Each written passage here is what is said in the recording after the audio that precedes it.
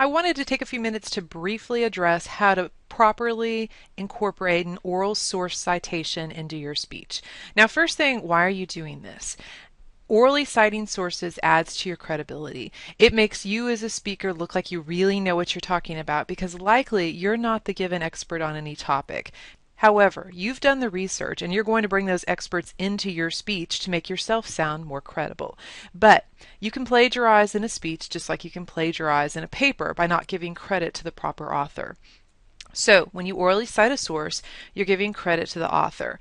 You also, as a goal, want to give the audience enough information that they could go look up that citation themselves. You're not going to read the whole bibliography, article and page number and everything else to the audience, but you want to give them a little snippet so that if they wanted to look it up, they could.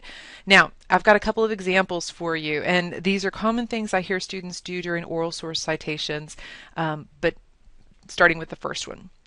Research done by Mary Pompous shows that more deaths result from obesity than from cancer or heart disease combined.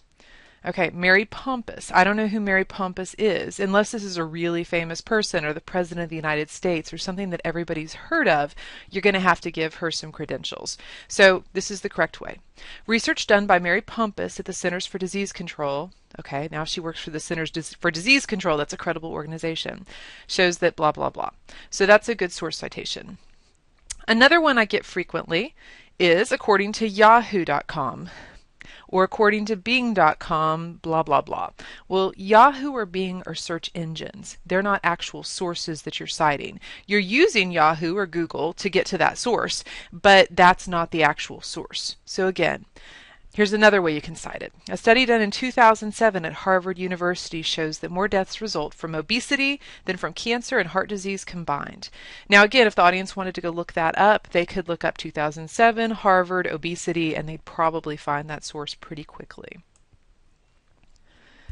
69% of Americans are overweight or obese. Oftentimes when I hear a statistic or a number in a presentation as a speech teacher, it sends up a big red flag for me because I know you didn't go out personally and survey the American public about their weight problems. Somebody did that research, and so I know it came from somewhere. So make sure you give the background for that numerical data. 69% of Americans are overweight or obese according to a 2007 research study by Harvard University. All right, so that's good. Last one. An article I read said that the more deaths result from obesity than from cancer and heart disease combined. Okay, great that you read the article, but you got to tell us which article it is.